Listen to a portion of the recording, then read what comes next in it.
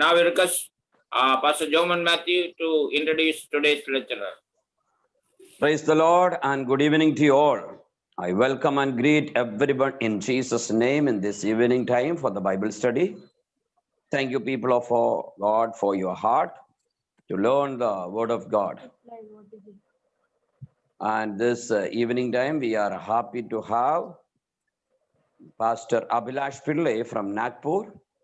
And he is a very good teacher and a very good preacher, as well as a good man of God. And he is also a part of our faculty team. And he is used in a very various ways for the kingdom of God. This evening time, he is going to be teach from 2 Kings, and also Pastor VC Justin will be translating the message into Hindi. Over to both of you to do the ministry. God bless you.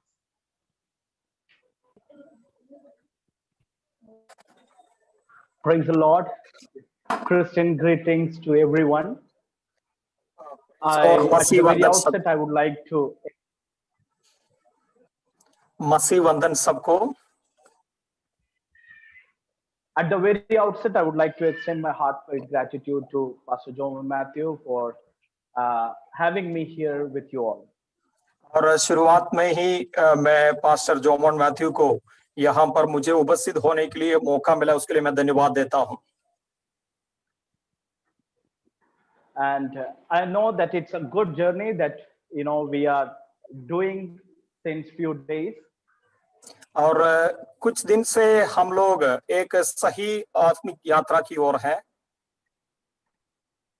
And today we are going to ponder upon the 12th book of the Bible, that is 2 Kings. आज हमने पवित्र शास्त्र की 12वां किताब को मनन करेंगे. ये राजाओं का वृत्तांत की दूसरी किताब है. And I hope that the presentation team is ready to do the presentation. और मैं ये आशा करता हूँ जो भी प्रेजेंटेशन करने वाले लोग हैं वो लोग उसके लिए तैयार हैं. Yeah. So without much wasting time on introduction, I would like to get into our study of 2 Kings. और परिचय दिलाने में बिल्कुल समय व्यस्त ना करते हुए, नष्ट ना करते हुए मैं सीधा और इस विषय की ओर जाना चाहता हूँ. I believe that yesterday's study on the book of 1 Kings was a good one and a helpful one for all of you, and you would have got many understood many of the things that today we are going to learn. और मैं ये आशा करता हूँ कल की हमारी अध्ययन जो है और बहुत सारे लोगों को आशीष का कारण हुआ, और आपने जो सीखे हैं आज भी हमें उसके लिए मदद मिलेगी. And today, we will look at, I know that already yesterday we had looked at the title and authorship and date, everything, but still I would like to give a brief introduction about certain things. और कल हम लोग इसकी भूमिका और शीर्षक और इत्यादि विषयों के बारे में सही तरीके से सीखा है, फिर भी संक्षेप में आज कुछ बातें कहना चाहूंगा. And the thing is, the title itself, we can see that the title of this book is 2 Kings, which means in Hebrew means Melachim. और इसकी शीर्षक जो है हम जानते हैं ये राजाओं का वृत्तांत है. इसको इब्री भाषा में और मेलाकिम कहते हैं. As we can see from the title, that the original title, और इसकी और the original title of this book was Melachim, which means kings. और इसकी जो ओरिजिनल जो शीर्षक जो है वो मेलाकिम जाना जाता है, उसकी मतलब राजाओं. Taken from the chapter 1 verse 1, Vehamelech, that means now kings. और इसकी पहला अध्याय पहला पद से वह मेलेकिम कहा जाता है, इसका मतलब है राजाएं. And the Septuagint Bible called the book of Kings as the third and fourth kingdom. और ये सेप्टुएंट बाइबल में ये दूसरा और तीसरा जो राजत्व के बारे में कहा जाता है. And if you look at the Latin one, it says third and fourth book of Kings. और लातिन भाषा में ये तीसरी और चौथी राजद के बारे में कहता है। And when we come to this book of Second Kings, it is considered to be the saddest book of Jewish history. और जब हम दूसरी राजा की किताब की ओर आएंगे तो ये और इस्राएल की इतिहास में एक दुखित चरित्र की ओर बताता है। And the reason is that it records the carrying away in 721 BC and the captivity of Judah by Babylon in 586 BC. और इसलिए कि ये जो दूसरी राजाओं की किताब में ये जो बाबिलोन और असीरिया में जो बंधुआई की ओर गया है उसकी विषयों के बारे में यहाँ पर बताया गया है। And Second Kings is often called as the book of dispersion. और दूसरी राजाओं का किताब को डिस्पर्शन की किताब भी कहा जाता है। In Kings, in the first Kings, we can read that Solomon is succeeding David. ये पहला राजा की किताब में दाऊद के बाद सुलेमान राजा बनता है। And we see how Israel reached to its zenith of earthly splendor. और हम उस किताब में इस प्रकार इस्राएल और जो उस विश्व भर में और जो प्रसिद्धि की चोटी में जो पहुंच गया है उसके बारे में हम पढ़ते हैं। But when Solomon failed, लेकिन जब सुलेमान ने पराजित हुआ and the kingdom was divided, उसके पश्चात ये राजत्व को विभाजन किया गया। and it all leads us to the result of the disobedience from the part of God's people, which leads God to punish them. ये सब इसलिए हुआ है कि परमेश्वर का जन की और जो बेलवाई और अनाकारिता के कारण वो उसकी राज्य को परमेश्वर ने दंड दिया गया। And when talking about the authorship of the book, जब हम इसकी ग्रंथकार के बारे में जब इसके विचिंतन करते हैं, and even the evidence supports the Talmudic tradition, and the ancient tradition also identifies Jeremiah as the author of First and Second Kings. और तलमूद की परंपरा और पुराने इतिहास की परंपरा के अनुसार इसकी ग्रंथकर्ता यिर्मयाह जाना जाता है। Even if Jeremiah has written much of the materials of Book of Kings, he could not have written this later part of section because that is set in Babylon, because at that particular time he was taken back to Egypt. और इसकी और जो बहुत सारे विषय जो यिर्मयाह भविष्यद्वक्ता के द्वारा लिखा गया तो है, परंतु इसकी आखिर की कुछ बातों को शायद यिर्मयाह के द्वारा लिखा नहीं गया होगा क्योंकि उसे बंधुआई में लेके गया था। And it was written by someone who has witnessed the fall of Jerusalem temple. और ये उसी समय में यरूशलेम मंदिर की गिरावट भी हुई थी। And even Second Kings continues the history, talking about the date and everything. It continues the history of the divided kingdom, picking up the story around 853 BC, and in 722 BC, the powerful nation of Assyria invaded the northern kingdom. और जब इस्राएल के इतिहास के बारे में इस किताब की ओर देखने के समय में 853 ईसा पूर्वी से जो लेकर 722 ईसा पूर्वी तक जो चरित्र है और 722 में जो बाबिलोन राजा लोग आकर इस्राएल के लोगों को बंधुआई में लेके गया था। In 722 BC, the powerful nation of Assyria invaded, and what happened was there was a lot of scattering in large numbers, and captivity in large number occurred. और 722 ईसा पूर्व 722 में बाबिलोन की राजा लोग इस्राएल पर चढ़ाई किया और उन्हें तितर बितर किया और कई सारे लोगों को बंधुआई में लेके गया।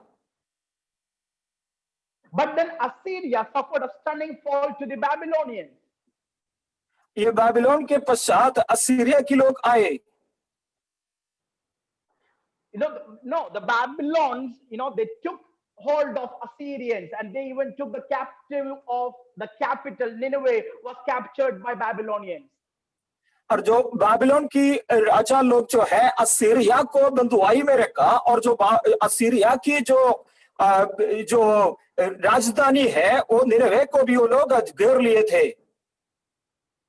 And this led Babylonians to dominate Judah. और इस कारण बाबिलोन की निवासी लोग यूदा की ऊपर चढ़ाई की. And in 586 BC, Babylonians destroyed Jerusalem and took additional prisoners into captivity. और इसके पश्चात 586 में बाबिलोनियन लोग फिर से आकर और इस्राएल के लोगों को, बाकी जो बच गए थे, उनको बंधुआई में लेके गए.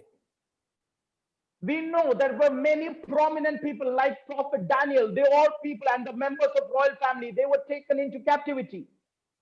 और हम जानते हैं इस्राएल की कई जो मशहूर लोगों को उस समय में बंधुआई में लेके गए, जैसे दानियल और उनकी और साथ में जो लोग थे. And when we come to the end of the book of 2 Kings, we can see that the people of God no longer inhabit a land. और जब हम दूसरे राजा की अंत की भाग में प्रवेश करते हैं, उस समय में इस्राएली लोग उस राजा के निवासी के स्थान से बिल्कुल निष्कासित हो गया था. Many areas of the country had been rendered virtually uninhabitable due to the razing, burning, and other destructive tactics of the Babylonian army. और जो बाबिलोन की सैनिकों की उस प्रकार की रणनीति के कारण और जो इस्राएल की जमीन पर लोग बहुत ही कम रहते थे. And you know what happened when we come to the end of this book? It's gives a peek into the good fortune of Jehoiakim, Judah's last true ruler. और इसके अंत की भाग में ये जो यहूदा की सही राजा जो यहोयाकीम की समय में कुछ अच्छी बातें भी इसमें लिखा गया है. It gives a glimpse of hope to the people of God. और जो परमेश्वर के जन को एक आशा की किरण उसी के द्वारा मिलती है. Because till now a series of puppet kings were installed by Babylonians. क्योंकि बाबिलोन की लोगों ने जो इस्राएल में उनकी और जो हाथ के जो राजाओं को वहां पर नियुक्त किया था. Coming to the specifications of book of 2 Kings. और जब हम दूसरे राजाओं की स्पेसिफिकेशन के बारे में देखा जाए,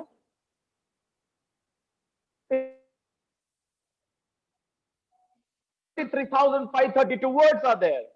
और उसमें 25 अध्याय है और 719 वाक्य है और 23,532 पद है.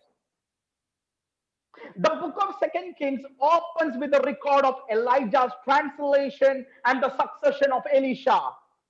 और दूसरी राजाओं का किताब की शुरुआत ही इस प्रकार होते हैं, एलिया की स्वर्ग की ओर उठा लिया जाना और एलिशा की और उसका जो सेवकाई शुरू करना. And in the midst of all those things that are going to take place, when we are worried how the book of 2 Kings is a book of the saddest book in the Jewish history, but still the very verses that you can see in chapter 2 verse 15, it says the spirit of Elijah does rest on Elisha. और ये दूसरी किताब इस्राएल की इतिहास में बहुत ही दुख भरी इतिहास माना जाता है, तो भी दूसरी अध्याय की 15वां वचन में हम लोग ये जो इस्राएल की जो एलिया जो नबी है उसके पश्चात एलीशा उसकी सेवकाई आत्मा की भरपूरी से ठहर जाती है. So even when situations are against, even when people are about to be fallen from the grace of God, still who is in control? It is not the kings, it's not Babylonians, it is not Assyrians who are in control. Rather, it is the Spirit of God who is in control. और जब सारी परिस्थिति और जो इस्राएल के विरुद्ध में हो जाते हैं और जो उसकी जो बाबिलोन की राजाओं के हाथ में नियंत्रण नहीं होते हैं और लोगों के हाथ में नियंत्रण होती है, उसी समय में भी परमेश्वर की आत्मा सारी विषयों का नियंत्रण ले लेते हैं। And coming to the main teachings of the book of Second Kings, और जब हम इसकी मुख्य जो अध्ययन का विषय के बारे में आ जाते हैं, the author of the book is very keen in deriving some of the important teachings that are necessary, for the people of God to remember and remind themselves about the commandments of God. और परमेश्वर की आज्ञाओं के बारे में स्मरण दिलाने के लिए और उसके बाद में याद दिलाने के लिए इस राजा की दूसरा किताब की ग्रंथकर्ता बहुत ही अच्छी तरीके से सारे बातों को यहाँ पर प्रस्ताव करते हैं।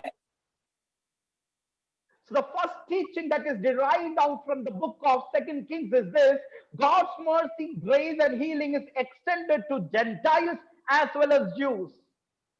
और इस किताब की और जो अध्ययन अब जब देखा जाएंगे तो इसमें एक मुख्य विषय इस प्रकार दिखा जाता है कि इस्राएलियों के साथ साथ में अन्य जातियों को भी परमेश्वर की ओर से चंगाई के वरदान के बारे में बताया गया है।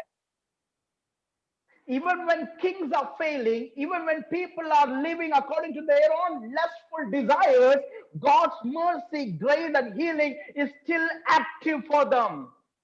और जब इस्राएल की राजा सांसारिक तौर पर जीवन बिताते हैं, लोग जो है अपनी ही मर्जी से जीवन बिताने के समय में भी परमेश्वर अपने अनुग्रह लोगों पर उंडेल देते हैं।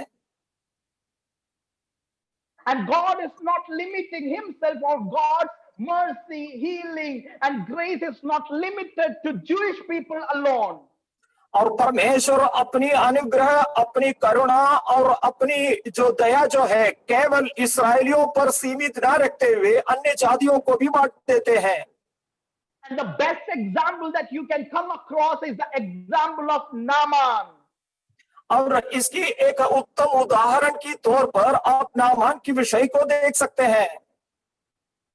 Being a commander of the army of Syria, और सीरिया की राजा की एक सेनापति होने के नाते and being skeptical about God of Israel, और इस्राएल की परमेश्वर के प्रति संदेह रखने वाला एक व्यक्ति होने के नाते, and even after that he experiences the divine healing of God.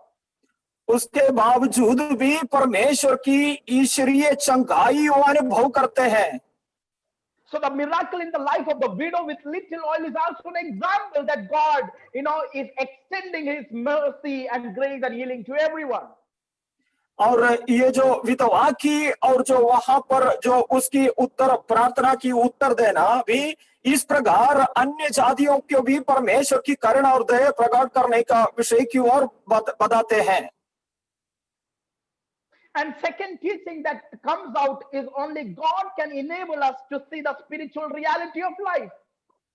और ये दूसरी बात इसमें से हमें इस प्रकार की प्रकाशन देते हैं, केवल परमेश्वर ही सही प्रकाशन हमारे जीवन में दे सकता है। See, when you read 2 Kings chapter 6 verse 12, it reads like this: But Elisha, the prophet who is in Israel, tells the king of Israel the very words you speak in your bedroom. और दूसरी राजा की किताब उसकी 6वीं अध्याय 12वां पद में जब हम पढ़ने के समय में इस्राएल की भविष्यद्वक्ता जो एलीशा के द्वारा और उसकी शयन की कोठरी में जो विषय है उस विषय को भी परमेश्वर के भविष्यद्वक्ताओं को प्रकट करते हैं। So what people think is top secret is already revealed to the people of God, to the prophet of God. और जो लोगों के लिए अति गुप्त विषय भी परमेश्वर का भविष्यद्वक्ता के लिए परमेश्वर ने प्रकट करते हैं। So how does Elisha knows about the secret that is is happening in the bedroom of opposite king? और इस प्रकार जो एलीशा भविष्यद्वक्ता और जो दूसरी राजा की शयन की कोठरी में जो अति गुप्त विषय को कैसे जान लेते हैं?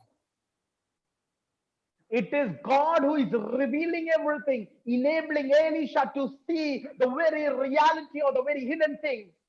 और ये परमेश्वर की सामर्थ से हुआ है कि एलीशा अधिगुप्त विषय को जानता है और उस विषयों को बता देता है। And even when you come to verse 17, you see that there are a great armies against Elisha. और जब हम 17 पद में आते हैं, उस समय में एलीशा के विरुद्ध में एक बड़ा सैन्य सेना वहां पर उपस्थित हुआ करते हुए देखते हैं। And the servant of Elisha is afraid. और जो एलीशा की सेवक डरते हुए He says, hey master, hey teacher, hey prophet, look at this. The enemy is greater. और हे स्वामी देख देख जो सेना, जो शत्रु की सेना जो आ रहा है, एक बड़ा सेना आ रहा है कर वो सेवक बता रहा है।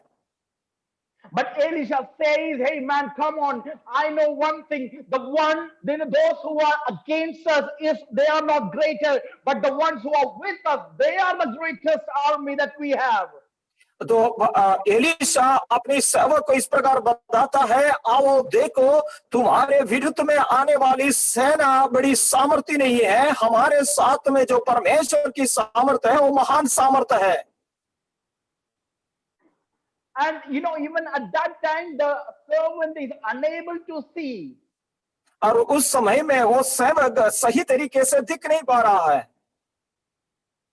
At that time, the man Elisha, who has done wonderful miracles till now, और उस समय में परमेश्वर का जन जो एलीशा बड़ा अद्भुत चमत्कार कर रहा है, he could not do anything apart from praying to God to make him see the spiritual reality of life. और जो हमारी आत्मिक जीवन की हकीकत के विषयों को दिखाने के लिए एलीशा वहां पर और उस सेवक के जीवन में कार्य कर रहा है। He is just praying to God. He says, God, I cannot do anything. It is you, oh Lord, open his eyes so that he may see. और उस समय में एलीशा इस प्रकार प्रार्थना कर रहा है, हे परमेश्वर, मैं उसका जीवन में कुछ भी नहीं कर सकता, उसकी आंखों को तू खोल दे, वो सारे हकीकत की विषयों को देख नहीं पाए। Elisha has done great and wonderful miracles till now. Elisha तब तक कोई बड़ा महान कार्य को नहीं किया था। No, he has done great things and wonderful miracles. और उसने बहुत ही अद्भुत और चमत्कार की कार्य किया था। But he cannot open the eyes of his servant. लेकिन उस एलीशा ने उस सेवक का आंखों को खोल नहीं पाया। He cannot make him see the spiritual reality. आत्मिक सच्चाई को दिखाने के लिए उसकी आंखों को खोल नहीं पाया। Let me tell you this evening, no pastor, no leader, no prophet, no one can make you see the spiritual reality. Only God can.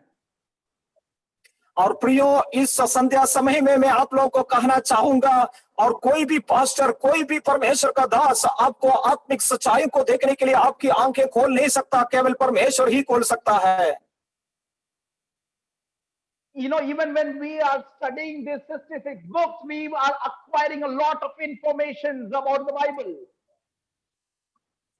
और जब हम ये 66 किताबें पढ़ने के समय में, पवित्र शास्त्र की किताबें पढ़ने के समय में परमेश्वर हमारी आंखें खोलने पाए। And we may get a lot of information, but we have to pray to God. God, we don't want to limit ourselves from this peripheral level of information. Rather, we want to go deeper and receive some revelations, O Lord. और जब हम इस किताबों को पढ़ने के समय में हम बहुत सारी सूचना पाएंगे, लेकिन उस समय में हमें परमेश्वर से प्रार्थना करना है, परमेश्वर हमारी ऊपरी बातों को जानने से बाद में परमेश्वर आपकी आत्मिक विषयों को समझने के लिए हमारी आंखें खोल दे। Informations will not help you to lead a wonderful and successful Christian life. Only revelation can. सूचना के द्वारा आप जो विजयवंत मसीह जीवन बिता नहीं सकता है, केवल प्रकाशन ही आपको परमेश्वर की आत्मिक जीवन बिताने के लिए सहायता होगा। And when we come to number 3, the main teachings of the book of Kings, we can see God raises us and uses all kinds of instruments of judgment against sin. और तीसरा बड़ी विषय जो राजाओं की किताब में हम जो सीखते हैं कि पाप के विरुद्ध में परमेश्वर दंड देता है। You know what? God can tolerate a sinner, but he can never tolerate sin. परमेश्वर एक पापी व्यक्ति को सह सकता है, लेकिन पाप को बिल्कुल सह नहीं सकता। And in order to, get rid of the sin, what God tries is to use certain people, even those people whom he is not well acquainted with, but still he says, I'm going to use these people against my people so that my people will repent and come back and get rid of their sinful life. और परमेश्वर अपनी जन को पाप की जीवन से फेर लेने के लिए परमेश्वर ऐसी लोगों को इस्तेमाल करते हैं ताकि ईश्वरीय जन मन फिराव की अनुभव में आ जाएं और पाप को छोड़कर परमेश्वर की ओर फिरें। David Guzik, the scholar, he says in this manner, the reason people were failing, the reason people were getting themselves into sin and idolatry was this, that they thought God will never punish them. और वो लोग इस विषय में इस मनोभाव में रहता था कि और जो मूर्ति पूजा की और पाप की ओर जाने के बावजूद भी परमेश्वर उन्हें दंड नहीं देता है। They thought that they are gods on people and God will never use Assyrians or Babylons, in order to punish them. और लोग इस प्रकार की एक विचार में था, असीरिया को लोगों को बुलाकर और जो इस्राएली लोगों की पाप के विरुद्ध में दंड के लिए उपयोगी बनाएगा। So if you read the prophetical book of Isaiah, you will see God is asking them the question, don't you think that I am not going to punish you? But this is not what is going to happen. A great punishment and the wrath of mine is going to come upon you. और इस Asia नबी का किताब पढ़ने के समय में परमेश्वर इस सवाल करते हैं कि क्या मैं आपके विरुद्ध में दंड देने के लिए अन्य लोगों को इस्तेमाल नहीं करेगा? And number 4, the teaching that the book of 2 Kings teaches us is this: giving for God's work should be motivated out of love and gratitude and not duty.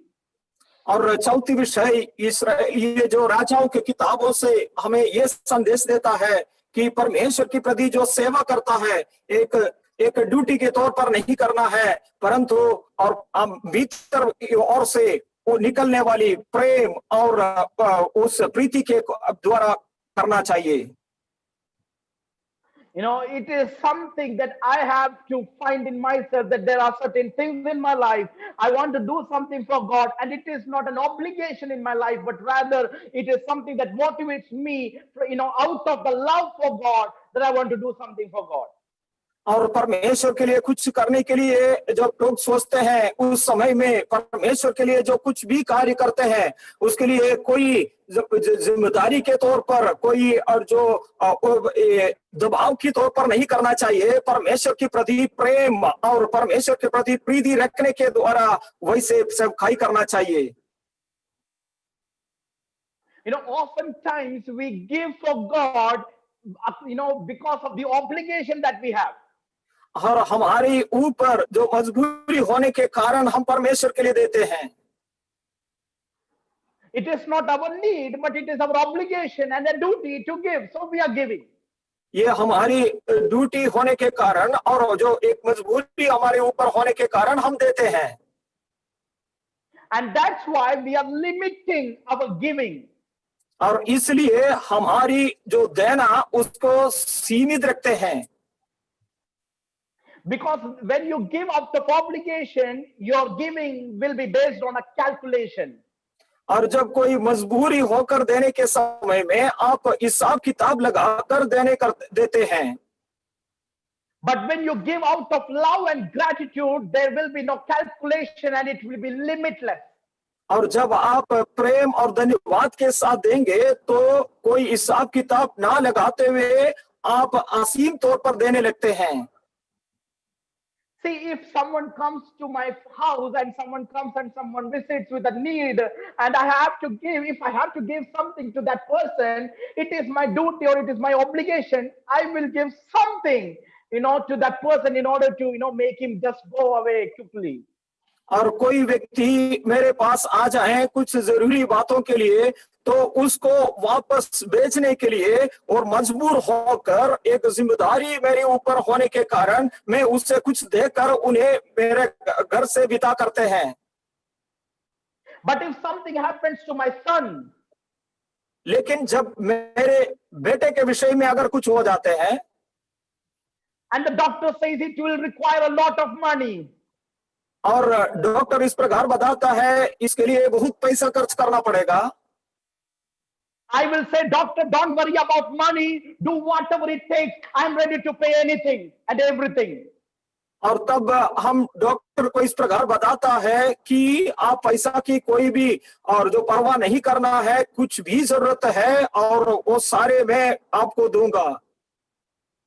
Because I'm not going to calculate, I'm not going to limit myself because it is not my obligation. Rather, it is the love inside of me. It is the gratitude that is coming out and motivating me to give anything and everything.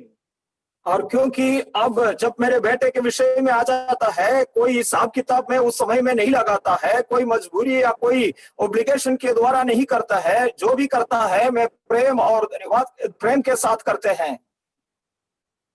So this is the same attitude that you must have. When you give for God, it should be out of love and not out of obligation. और इसी प्रकार जब हम परमेश्वर को देने के समय में यही रवैया रखना चाहिए कि हम मजबूरी के कारण ना देते हुए और प्रेम के कारण हम देवे। And the best example that you can see in this book of 2 Kings is the Shunammite woman. और इसकी एक उत्तम उदाहरण दूसरे राजाओं में पाए जाते हैं, वो शूनेमी जो स्त्री के बारे में है। She notices something about Prophet Elisha. और जो एलीशा भविष्यद्वक्ता पर उस स्त्री ने कुछ देखते हैं। And she says he is a godly man. और इस प्रकार वो देखती है कि वो एलीशा भविष्यद्वक्ता एक ईश्वरीय मनुष्य है। And he often visits this place. वो बार-बार इस जगह में आते हैं। So let's make a small private upper room. इसलिए मैं एक ऊपरी कोठरी बनाऊंगा। And when he visits her, he can stay there. और जब इस तरफ आते हैं उस समय में उसके लिए रहने के लिए मैं एक ऊपरी कोठरी बनाऊंगी। I don't want him to come and go, but rather I want him to stay there. और वो यहाँ पर आके तुरंत वापस जाना मैं पसंद नहीं करता हूँ, और यहाँ पर ठहरने के लिए मैं चाहता हूँ। Why? Because what I am doing for God.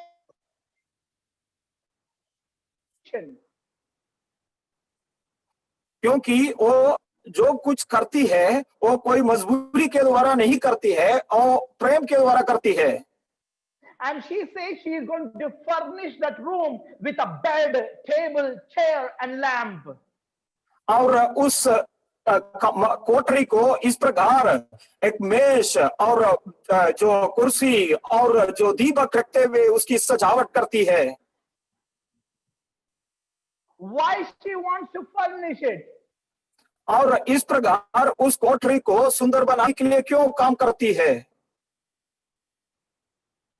Only a prophet is coming, right? Give him a mat. He will sleep there and he will go. और वो एक परमेश्वर का एक दास है, वो आएगा वहां पर कुछ देर रहेगा और उसके बाद चले जाएगा।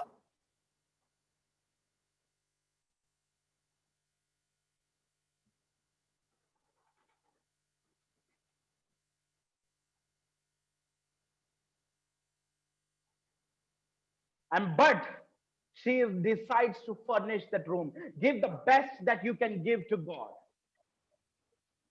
और फिर भी वो बहुत ही अच्छी तरीके से उस कमरे को सजावट करती है और जितना उत्तम तरीके से कर सकती है उतने उत्तम तरीके से वो करती है।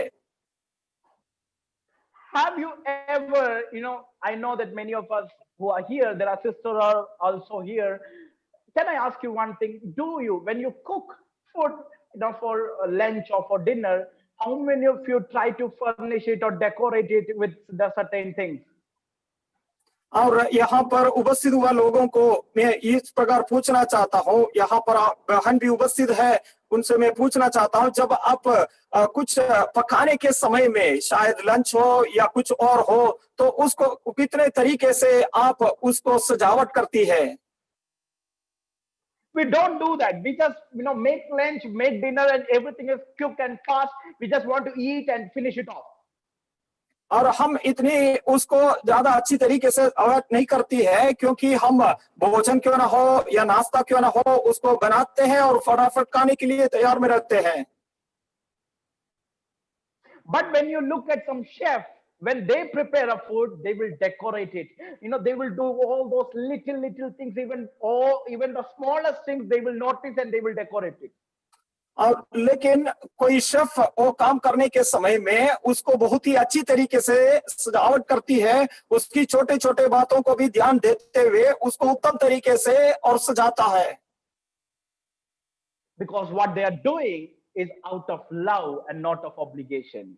और क्योंकि वो जो भी करता है वो मजबूरी के द्वारा नहीं करता है और जो प्रेम के द्वारा करता है। And when we come to the fifth point of fifth teaching of book of Second Kings. और पांचवी विषय जो अध्ययन के बारे में जब हम आए, it says there is no substitute for the word of God in the spiritual life of a nation or an individual. Pardon? There is no substitute for the word of God in the spiritual life of a nation or an individual. और एक व्यक्ति का जीवन में या एक राष्ट्र का विषय में परमेश्वर का वचन के लिए कोई और विषय से उसको बदला नहीं जा सकता है। Looking at the very life of this nation, और जब हम उस राष्ट्र के विषय को और देखने के समय, what made the promised nation turning out to be captives? और उसके लिए कौन सी वाचा उनको और दिया गया था? What made the conquerors what made the conquerors become captives?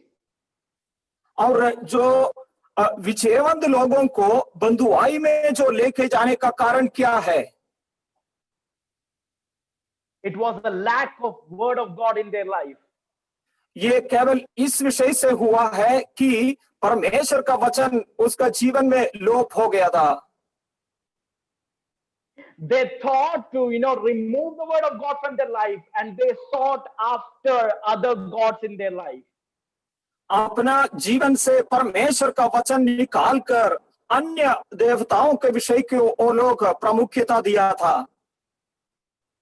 The moment we give less importance to the word of God, और जब हम अपना जीवन में परमेश्वर का वचन को सही और जो प्रामुख्यता नहीं देंगे, we are stepping closer to our destruction and our doom. हम अपने पतन की ओर और गिरावट की ओर कदम रखते हैं। Looking at the life of many kings, we can understand this. और इन राजाओं के इतिहास को देखते हुए इस विषय को हम सही तरीके से समझ सकते हैं। Whenever they kept the word of God higher and made the word of God a priority in their life, they experienced divine success. और जब भी वो लोग अपना जीवन में परमेश्वर का वचन को प्रामुख्यता दिया था, उस समय में वो लोग सफलता पाए। But the moment they lacked the word of God, they started experiencing all the troubles and problems and even captivity. लेकिन जब भी वो लोग परमेश्वर का वचन को तुच्छ समझने लगा, उस समय में वो लोग उनकी गिरावट की और और बंधुआई की ओर जाने लगे। And that is why when King Josiah heard that the word of God, the scroll of Moses, the Torah has been found in the temple, he starts crying out. और इसलिए योशिय्याह राजा के समय में परमेश्वर का वचन यानी एक किताब और परमेश्वर की भवन से मिलने के कारण अपने कपड़े फाड़ कर उन्होंने बता रहा है। He wept, he tore his clothes and grieved deeply for many days, and that led to a great reformation in the life of the people of God. और परमेश्वर की उपस्थिति में और अपने कपड़े फाड़कर और मन को दीन करते हुए कई दिन वहां पर उसने बहुत खेदित मन के विषय पर उसने रहा। वो परमेश्वर का इस्राएल के राज्य में एक बड़ा नवोत्थान की अवसर बनाया। Because he understood the very importance of the word of God. क्योंकि उसने परमेश्वर के वचन का जो खासियत को और उसकी अहमियत को उसने समझ लिया था। Let me tell you this evening, give importance to the scripture. और प्रियो, आज ये शाम का समय में मैं आप लोगों को कहता हूं कि परमेश्वर का वचन को प्रामुख्यता दीजिए। I appreciate this great venture started by our dear pastor. और ये संरंभ को शुरू करने के लिए और परमेश्वर का दास को परमेश्वर ने अगुवाई दिया, उसके लिए मैं परमेश्वर को धन्यवाद देता हूं। Because it will help us to understand the very importance of the word of God. क्योंकि परमेश्वर की वचन की अहमियत को सही तरीके से समझने के लिए हमारा जीवन में मौका मिल रहा है। Because without the word of God, we cannot withstand every trials and tribulations and temptations that will come in our life. परमेश्वर का वचन के बिना अपना जीवन में जो भी और जो परख और कोई भी विषय आता है उसको हम सामना नहीं कर सकता। Even Jesus, when he was facing temptations, he used the scripture as a weapon. जब प्रभु यीशु मसीह का जीवन में परीक्षा अनुभव कर रहे थे, उस समय में परमेश्वर का वचन के द्वारा विजय पाया। So it is very important to have the word of God and set a priority for the scripture in your life. इसलिए हम लोग परमेश्वर का वचन को अपना जीवन में अहमियत स्थान देना है और हमारी प्रामुख्यताएं परमेश्वर का वचन को देना है। And coming to theological implications of 2 Kings, और जब हम दूसरी राजा की और ईश्वरीय विषयों के बारे में जब आते हैं तो number one, we can see God controls both history and human activity. और परमेश्वर और मनुष्य की सारे कार्यों को और इतिहास को नियंत्रण में रखते हैं। Look at when you read from 1 Kings itself, you will understand one thing, that even when all these things are happening against the people of God, but the one who is in control is still God. और जब हम पहले की राजा की किताब से और आगे देखने के समय में जो भी विषय होता है वो सारे विषय के ऊपर परमेश्वर और एकदम नियंत्रण रखते हुए परमेश्वर आगे कार्य बढ़ाते हुए हम देखते हैं। So even when we feel that the book of 2 Kings is a book of dispersion, is a book of sadness, but let me tell you, it is also a book of hope. और जब हम ये दूसरा राजाओं का किताब को एक दुख और विषाद की ओर देखने के समय में भी इसमें से हम इस विषय को जानने के लिए मिलते हैं कि ये किताब एक आशा की ओर ले जाता है। That God is in control no matter what the situation is. परमेश्वर सारे विषयों पर नियंत्रण रखते हैं, चाहे कितना भी बड़ा विषय क्यों ना हो। No matter how great, how big the mountain is, how great and powerful the storm is, God is in control. और चाहे कितना भी बड़ा पर्वत क्यों ना हो, कितना भी बड़ा विषय क्यों ना हो, परमेश्वर सारे विषयों पर नियंत्रण रखते हैं। Number two, obedience to God brings favor and disobedience brings trouble. और दूसरा विषय ये है और जो आज्ञाकारिता हमारे जीवन में आशीष ले आते हैं और अनाज्ञाकारिता और श्राप को ले आते हैं। And it is very, it's a very common message or theological message that we can see throughout the scripture. और धर्म विषय संबंध और ये एकदम आम एक उपदेश होते हैं। Obedience is very essential for God. परमेश्वर आज्ञाकारिता को बहुत ही अहम समझते हैं। God says that I please us in your obedience more than your sacrifices. तुम्हारे बलिदानों से बढ़कर तुम्हारी आज्ञाकारिता पर मैं प्रसन्न करता हूँ। And even in the New Testament, Jesus says that, there are many people who call me Lord, Lord, but only those who do the will of the Father will inherit the kingdom of God. और नए नियम में भी यीशु मसीह इस प्रकार कहता है, बहुत सारे लोग हे प्रभु कहेगा, लेकिन परमेश्वर का इच्छा जो पूरा करता है वही परमेश्वर के राज की वारिस होंगे। So it is not about what you say, but it is more about what you do. और इसलिए हम जो कहता है उस पर नहीं है, जो हम करते हैं उस पर आधारित परमेश्वर देखते हैं। So obedience is a very important factor. इसलिए आज्ञाकारिता एक बहुत बड़ी विषय है। And the reason for the destruction of the people of God was their disobedience. परमेश्वर के जन की और नाश का कारण अनाज्ञाकारिता था। The reason they lost their promised land was their disobedience. और अनाज्ञाकारिता के कारण उसकी वाचा की और राज उन्होंने खो डाला। The reason they, the conquerors became captives was because of their disobedience. अनाज्ञाकारिता के कारण जो विचयन जीवन बिताने वाला लोग बंधुआई में जाने का विषय हुआ। So are you getting me? In our life, it is very important to be in line with the obedience and in line with the commandments that God has kept in our life.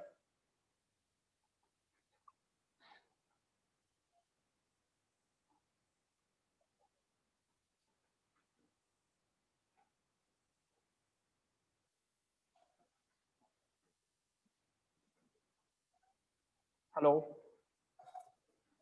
It was not audible because of network. Okay. God's, let us go to third point. God's determination to redeem his people and stay faithful to his promises, even when his people are disobedient. That is the third theological implication that we can see. और तीसरे धर्मों विषय संबंध विषय ये जो है, परमेश्वर इस प्रकार निर्णय लेते हैं, परमेश्वर अपने जन को और अपने जन को आगे ले जाने के लिए वो परमेश्वर कार्य करता है। Even when we fail, God is faithful. जब हम पराजित होते हैं तो भी परमेश्वर विश्वास योग्य रहते हैं। Hallelujah. And this is what we can, we can visualize from when we read the book of 2 Kings. दूसरी राजाओं की किताब ये पढ़ने के समय में हमें इस प्रकार की आशय हमारे जीवन में मिलते हैं।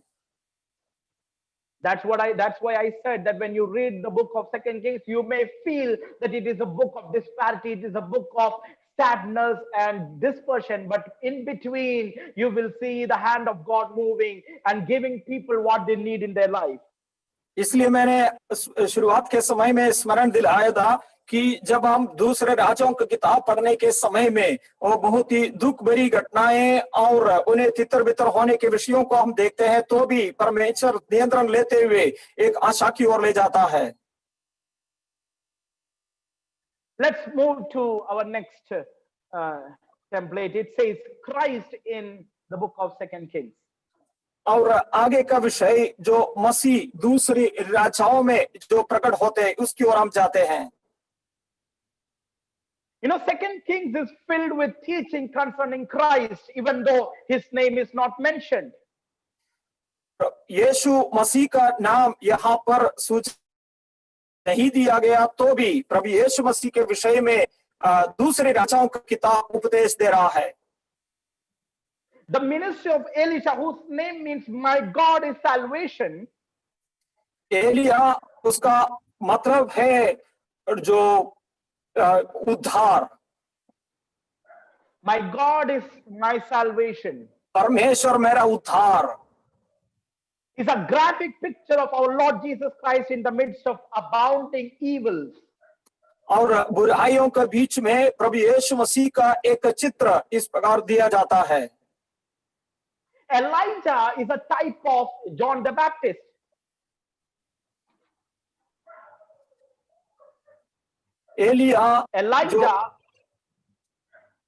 एलिया जो बपतिस्मा देने वाला यूहन्ना का एक टाइप है। He lives apart from the people, stresses more on law, judgment, and repentance. और वो नियम और व्यवस्था और दंड और न्याय के बारे में लोगों को सुधी दिलाते हैं। But on the other hand, Elisha is a typology of Jesus Christ. लेकिन और दूसरी पहलू देखेंगे, एलीशा मसीह का एक चित्र दिया जाता है। He lives among the people. वो लोगों के बीच में रहता है and gives importance on emphasizing grace, life, and hope.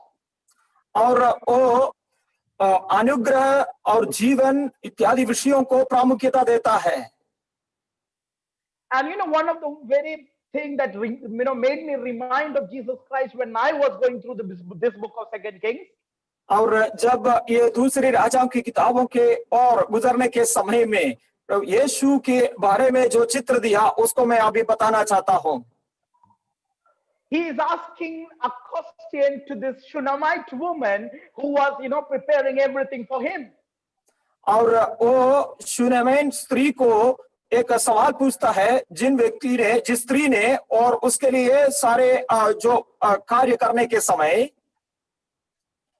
he asked, what can I do for you? अब वो पूछ रहा है मैं तुम्हारे लिए क्या कर सकता हूं। Did you heard it properly? He says, what can I do for you? क्या आपने सही तरीके से सुना? मैं आपके लिए क्या कर सकता हूं? When you come to New Testament, you will see this question repeatedly.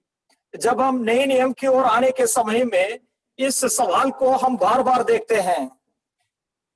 When people come with different needs to Jesus, he asks them, what can I do for you? जब लोग यीशु के पास कई और विषयों के लिए वे आने के समय में यीशु उनसे पूछ रहा है कि मैं आपके लिए क्या कर सकता हूं? What do you want me to do for you? आप क्या चाहते हो कि मैं तुम्हारे जीवन में करूं? So even though there are many resemblances, there are striking differences between Elijah and Elisha. और बहुत सारी समानता इन दोनों के जीवन में देखते हैं। उन दोनों के विषय में कुछ वैरुध्यता भी हम देखते हैं। Elijah is a prophet of wilderness, rugged and austere. और मरुस्थल का एक भविष्यद्वक्ता है Elia. But Elisha is the prophet of a civilized life of the city and of the court. और लेकिन एलीशा जो है और लोगों के बीच में निवास करते हुए भविष्यवाणी करने वाला एक भविष्यद्वक्ता है। Elijah is a messenger of weighty and sudden, fierce and overwhelming. और एलिया जो है उनका जीवन में और बहुत ही सख्त तरीके से उनको चेतावनी देखते हुए भविष्यवाणी करने वाला एक भविष्यद्वक्ता था। But Elisha is a messenger of mercy and restoration. और लेकिन एलीशा जो है और दया की और पुनर्स्थापना की संदेश देने वाला एक भविष्यद्वक्ता था। Elijah is known as the prophet of fire. Elia एक आग की भविष्यद्वक्ता जाना जाता है। But Elisha is known as the holy man of God. लेकिन एलीशा परमेश्वर की एक पवित्र व्यक्ति के तौर पर जाना जाता है। The term prophet for Elisha is used, I guess, for just 13 times, But the man of God, the term man of God is used almost 33 times for Elisha. और एलीशा के लिए भविष्यद्वक्ता के तौर पर 13 बार इस्तेमाल किया गया है, लेकिन 33 बार परमेश्वर का जन परमेश्वर के जन के तौर पर कहा गया है। And there is another perspective to see the Christ in the book of Second Kings. एक दूसरी प्रतिबिंबित विषय जो मसीह के चित्र दूसरे राजाओं में जो देखते हैं, Elijah's mantle falls to the earth for Elisha to carry on the God-given work. परमेश्वर का कार्य को आगे बढ़ाने के लिए एलिया की पीछा करता है। Elijah's mantle falls from the to the earth so that Elisha may grab it and continue the work of the Lord. परमेश्वर का कार्य आगे बढ़ाने के लिए और ये एलिया की जो चादर जो है उठाते हुए आगे बढ़ता है। In the same way, Jesus' mantle fell back to the earth for the church to carry out the work of God. और इसी प्रकार प्रेरितों के ऊपर यीशु मसीह का जो चादर जो है वो उसके ऊपर गिरता है। We are the body of Christ carrying the mantle of Jesus to bring further transformation in the world. और इस संसार को परिवर्तन करने के लिए प्रभु यीशु मसीह की और पाया हुआ अभिषेक लिए हुए परमेश्वर की शरीर के तौर पर कलीसिया आके काम करते हैं। There are 3 specifications about this mantle. और इस मैंडल की 3 स्पेसिफिकेशन हम देख सकते हैं। The mantle was not an inner garment, it was an outer garment. और ये जो चादर जो है और जो भीतरी एक पहरावा नहीं है, ये ऊपरी पहरावा है। In the same way, the mantle of God's anointing is not the first garment that you wear, but you need to wear a garment of salvation. और इसी प्रकार परमेश्वर का जो पहरावा, जो उद्धार की पहरावा सबसे पहले हम सभीों को पहनना होगा। Only after that we can have the anointing, the mantle of anointing. उसके पश्चात ही हम अभिषेक की पहरावा पहन सकते हैं। And second specification is this, that the mantle was commonly made of wool or the sheepskin. और दूसरी विषय ये है कि ये जो चादर जो है और भेड़ की ऊन से बनाया हुआ पहरावा है। That means the salvation can only, or the anointing of God can be, received through the sacrifice of a lamb.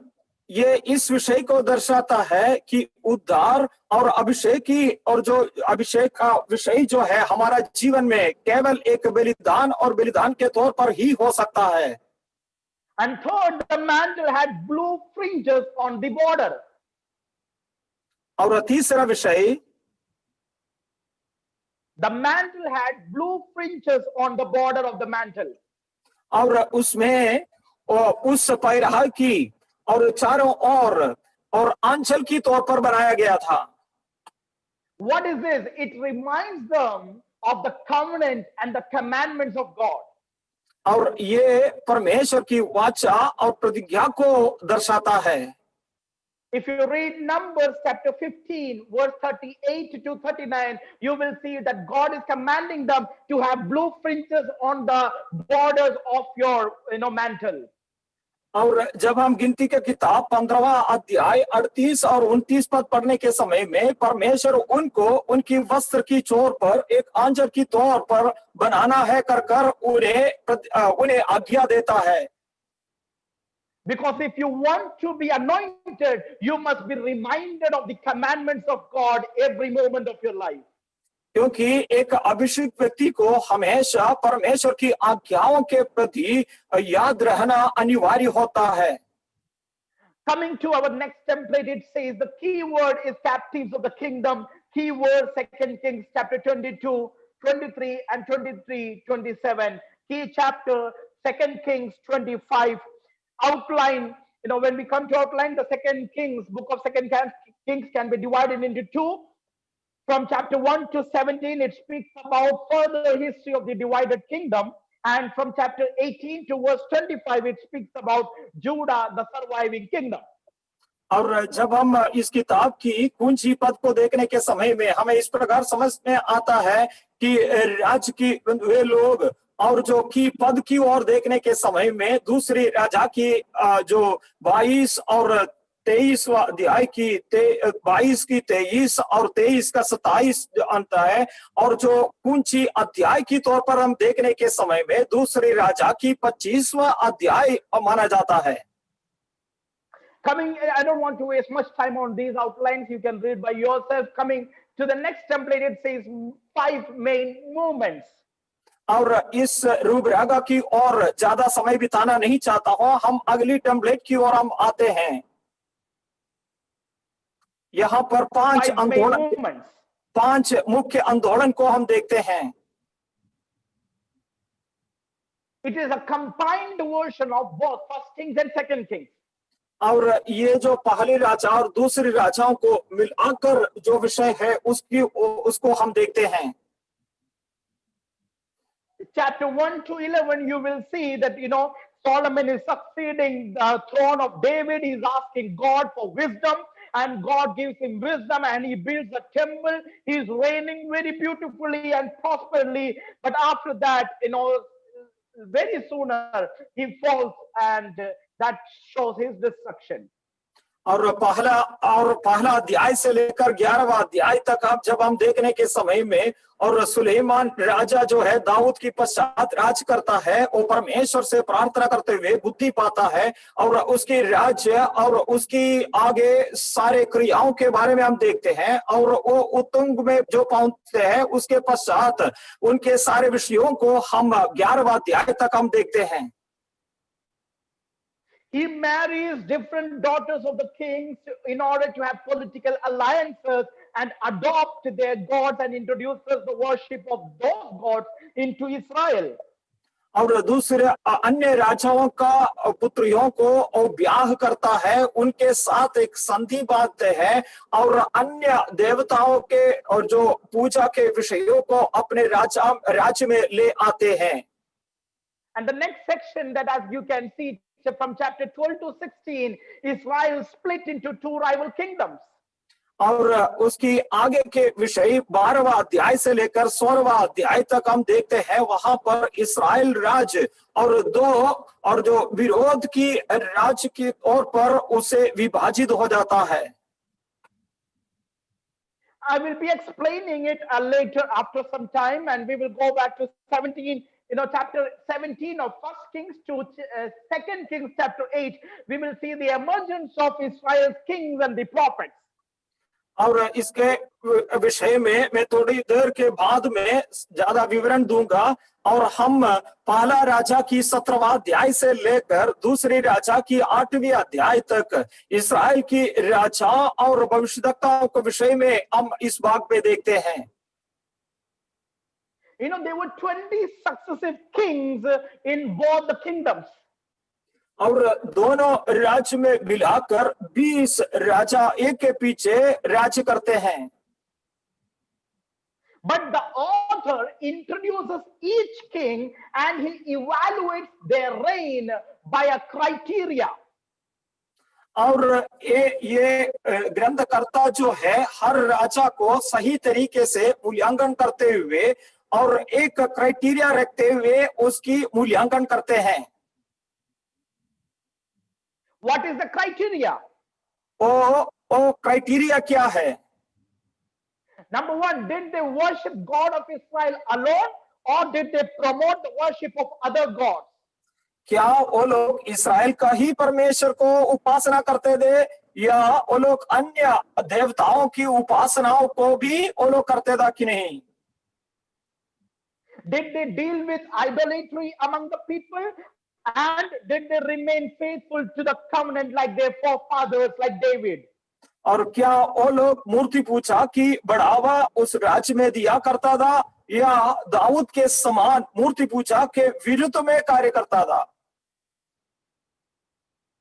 according to these criteria, the author finds no good kings in northern kingdom. और इस प्रकार के जो criteria के अनुसार और जो उत्तरी राज्य में सही राजा लोग बिल्कुल नहीं थे, That means 0 out of 20. और जो 20 राजाओं में से एक भी राजा नहीं मिला था। But in southern kingdom, there were 8 good kings were there. That means 8 out of 20 positive rating can be given to the southern kingdom. लेकिन और दक्षिण के राज्य में जब हम देखा जाएंगे, 24 राजाओं में 8 राजा और परमेश्वर की व्यवस्था के अनुसार कार्य करता था। So hence a great number of kings are failing, before the statutes of God. और बहुत बड़ी मात्रा में राजा लोग परमेश्वर की पवित्र वचन को अनुपालन करने में और जो पराजित हुआ था। And that connects to another huge purpose in this book, that is to introduce the role of prophets. और इसी के कारण एक दूसरी महत्वपूर्ण विषय की ओर जुड़ाते हुए इस किताब की विषय आगे बढ़ाता है कि वो विषय है भविष्यद्वक्ताओं के विषय। In the Old Testament times, the prophets were not fortune tellers, they were the watchdogs of the covenant of God. पुरानी व्यवस्था में परमेश्वर की भविष्यद्वक्ता लोग भावी कहनाने वाले लोग नहीं थे, वो परमेश्वर का कलाम को लोगों को सुनाता था। And from the next section, chapter 9 to 17, it is the road to exile. और 9वीं अध्याय से लेकर 17वां अध्याय तक और बंधुआई में जाने वाली एक मार्ग को दिखाता है। Even though there were some political reasons, but the author stresses more on the unfaithfulness of the people of God that led to these consequences. और इस प्रकार की परिणाम आने के कारण राजनीतिक तौर पर भी कुछ विषय हुए, लेकिन उससे बड़ी विषय यह था परमेश्वर की आज्ञाओं का उल्लंघन करने के कारण इस दुर्स्थिति उनके जीवन में हुआ। And when you come to the last section, that is 18 to 25, you will come to know about the Jerusalem's demise and the exile to Babylon. जो अंत की भाग यानी 18वां अध्याय से लेकर 25वां अध्याय तक देखने के समय में यरूशलेम की पतन और बाबिलोन की और उनकी बंधुआई में ले जाने के विषय को देखते हैं।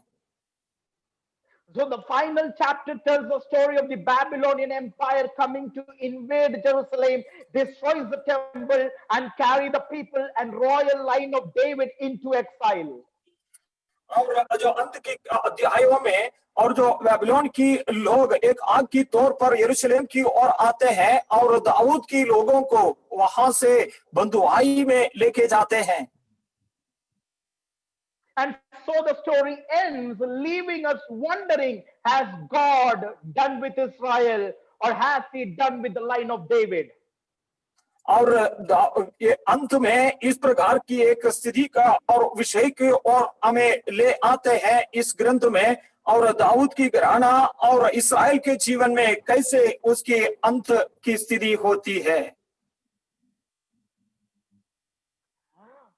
But when you read the book of Second Kings, as I said earlier, you will see the glimpse of hope that God has not yet given up on, Israel, and he has still not given up on the line of David. और जब हम लोग दूसरी राजा की किताब पढ़ने के समय में आशा की कुछ किरण भी हमें देखने के लिए मिलते हैं, वो इस्राएल के विषय में और दाऊद की और जो विषय खाने के विषय में और एक आशा की विषय भी हमें बताता है। Next template shows about a key figure in the book of Second Kings, that is Elisha. And where was he ministering? He was ministering in Northern Kingdom. His occupation, he was a farmer, but then God called him to be a prophet. And the Second Kings talks about his relative as Father Shaphat, and he was in the contemporaries of Elijah, Ahab, Jezebel, and Jehu. और दूसरी राजा की किताब की एक कुंची व्यक्ति के तौर पर हम देखने के समय में एलिशा के विषय में इस प्रकार हम देखते हैं कि वो उत्तरी राज्य की ओर से आया हुआ व्यक्ति है, एक फार्मर जो किसान की तौर पर जो सेवा करने वाला व्यक्ति था, लेकिन वो प्रॉफिट की ओर परिवर्तित होकर और उसका जीवन आगे बढ़ते हैं। वो शाफात की पुत्र है और उनके साथ में जो समकालीन व्यक्ति लोग जो है एलिया, आहाब और जेजबेल और जेहू थे। I know I'm rushing very fast, but don't worry, you will be getting this PPT in your phones and in your laptops, and you can, look into it at any point of time. और मैं ये इस बात को जानता हूं कि बहुत ही शीघ्र गति में मैं आगे बढ़ रहा हूं, लेकिन आप लोगों को ये जो इसकी पीपीटी आपको दिया जाएगा। So, you all know the story of Elisha, that he was a disciple or a student prophet of Elijah. और एलिशा के विषय में और उसके इतिहास को आप जानते हैं कि एलिया की एक टहलुए थे, वो एक चेला था। And he asked for the double portion of anointing, of Elijah. और एलिया की दुगुना अभिषेक को मांगता है। And the author, very smartly he introduces or he speaks about or gives a brief introduction about the miracles done by Elijah as well as done by Elisha. और वो बहुत ही अच्छी तरीके से और जो एलिया जो अद्भुत और चमत्कार किया था उसको दुगने अमर से करने के लिए परमेश्वर से वो मांगता है। And so when you look at the number of miracles done by these two, you will see that really Elisha was blessed with the double portion of anointing. जब ये दोनों भविष्यद्वक्ताओं ने किया हुआ चमत्कार के और देखने के समय में हमें इस विषय को पता चलते हैं, समझने के लिए मौका मिलते हैं कि एलिशा जो है और दुगनी सामर्थ से और दुगुना चमत्कार और अद्भुत को किया था।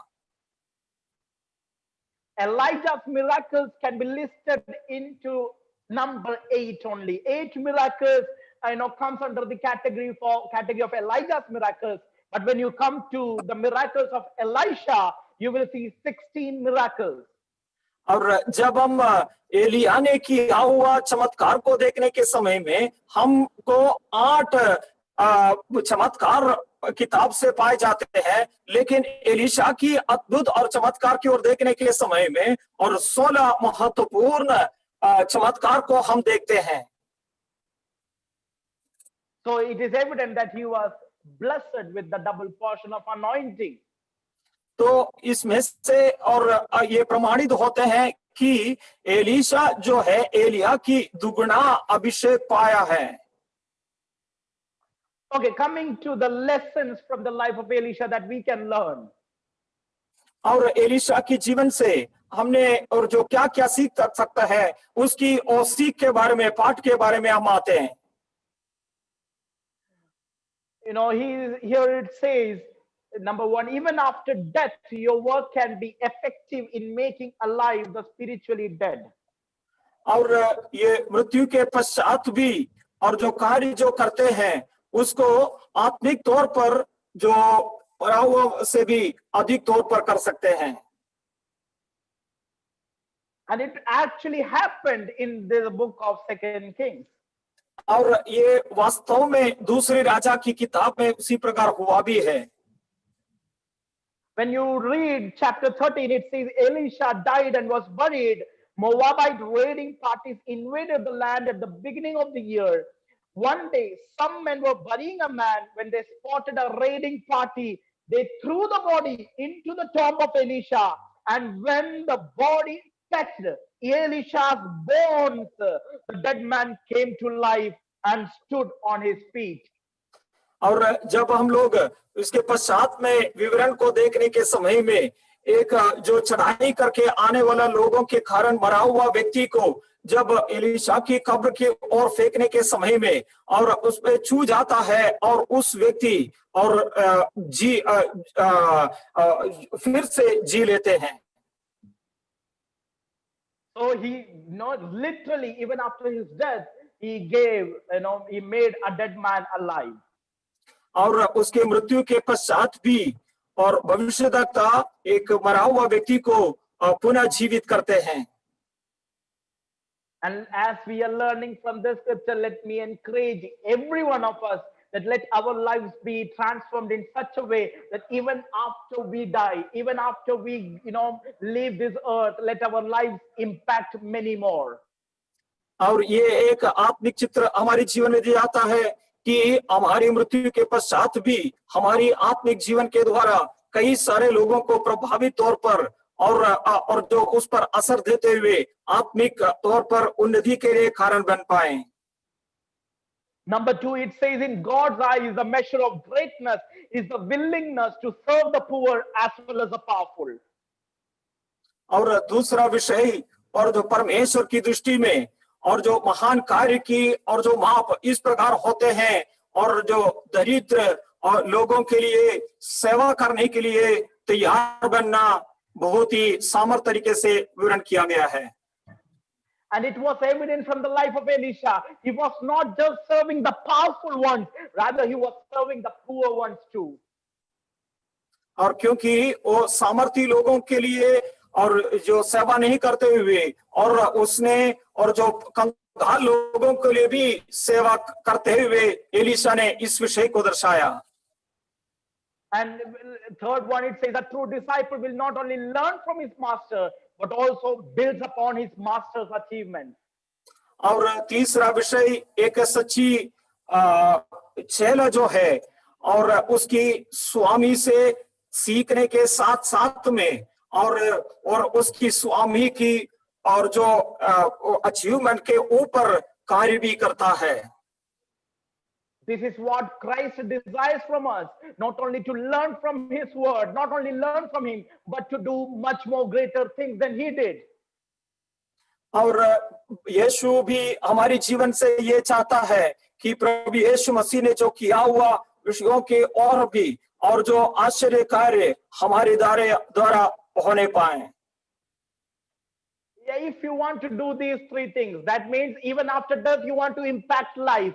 Number 2, even if you want to serve both the powerful as well as the poor ones, if you want to, accomplish greater achievements for God, then you need to have 2 things minimum in your life. और इसी प्रकार ये 3 विषयों को हमारे जीवन में जो करना है कि हमारी मृत्यु के बाद भी दूसरे लोगों पर प्रभावित होकर एक कार्य होना और जो सामर्थी और जो कंगाल लोगों के साथ में और जो उसी के लिए जो सेवा करना और तीसरा जो अपने स्वामी के इच्छा अनुसार एक अच्छा चेला बनना, ये कार्य हमारे जीवन में होना है तो कम से कम 2 विषय हमारी जीवन में जरूर होना है। I want to tell you these 2 things from the life of Elisha only. और एलिशा का जीवन से इन दोनों विषयों को मैं बताना चाहता हूं। Number 1, you need to have a complete surrender in your life. सबसे पहले और संपूर्ण समर्पण तुम्हारा जीवन में होना चाहिए। If you look at the life of Elisha, there were 4 different things that were, that could have discouraged him from achieving these things. और एलिशा का जीवन को देखने के समय में उसका विषय में 4 बातों को हम देखते हैं। He came from a prominent family and he had the opportunity of inheriting considerable wealth. और बहुत ही और धन और इकट्ठा करने के लिए और वो संभावना था क्योंकि एक बड़ी और कुलीन परिवार से उसका निकलना हुआ। But he chose to leave. लेकिन उसने इस प्रकार सोचा, but he chose to leave and completely surrender, at the call that he received. और उसने जो बुलाहट पाया उसके अनुसार संपूर्ण समर्पित होकर जीवन बिताने के लिए चाहा। Number 2, he had a good relationship with his family, thus making it difficult for him to leave and accept the call.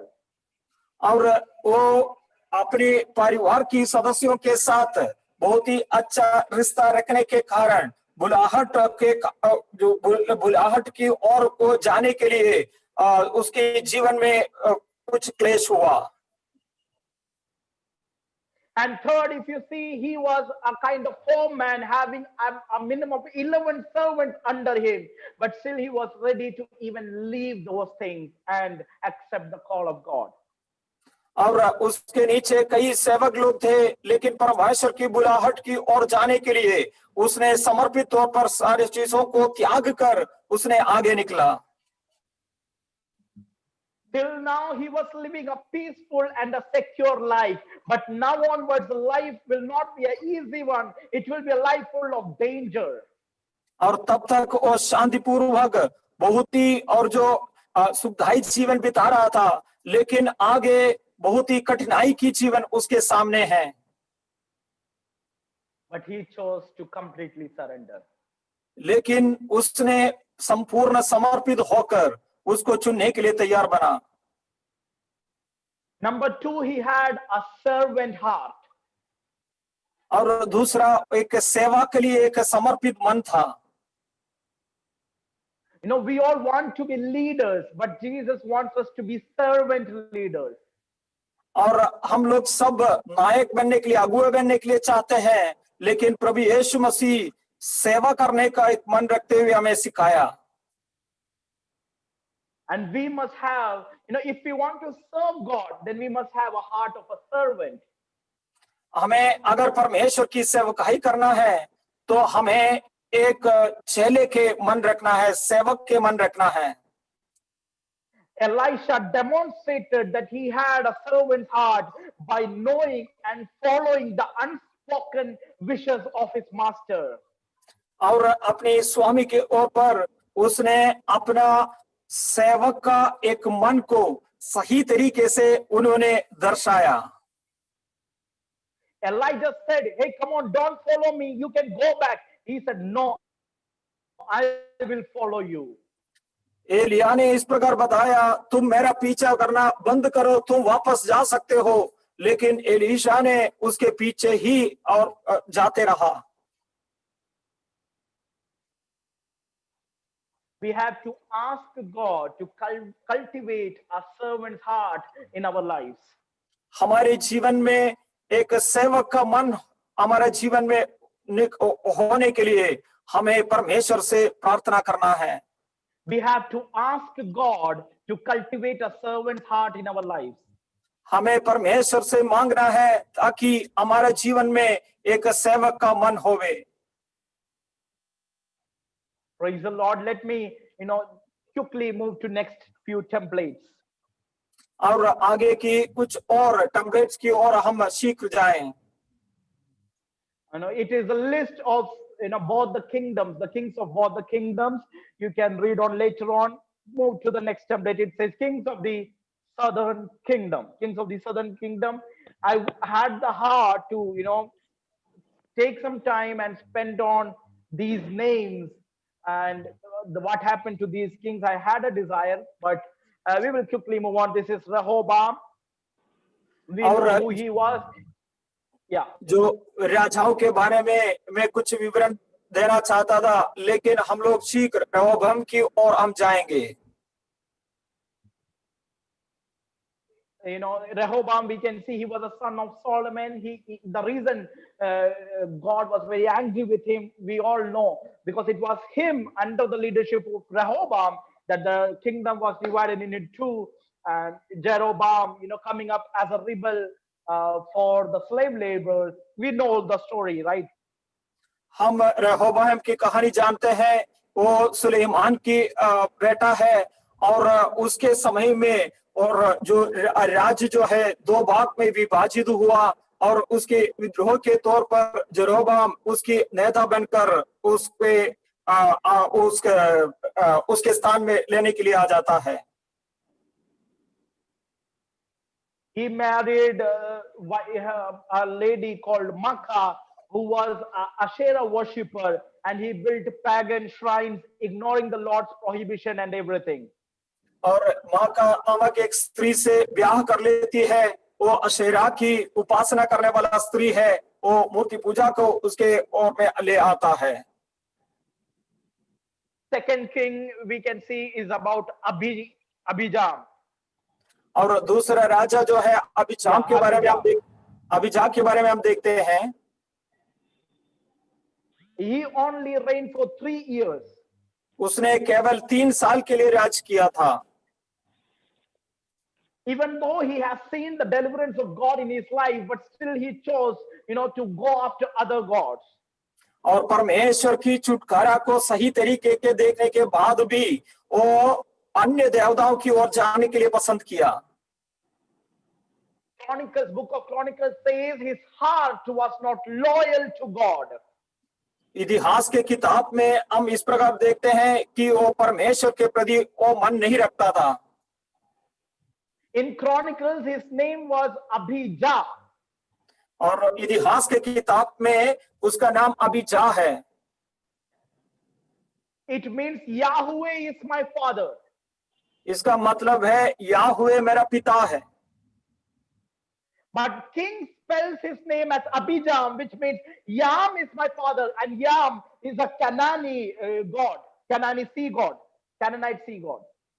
और लेकिन राजाओं के किताब में उसका नाम अभिजाम है। इसका मतलब है मेरा पिता है।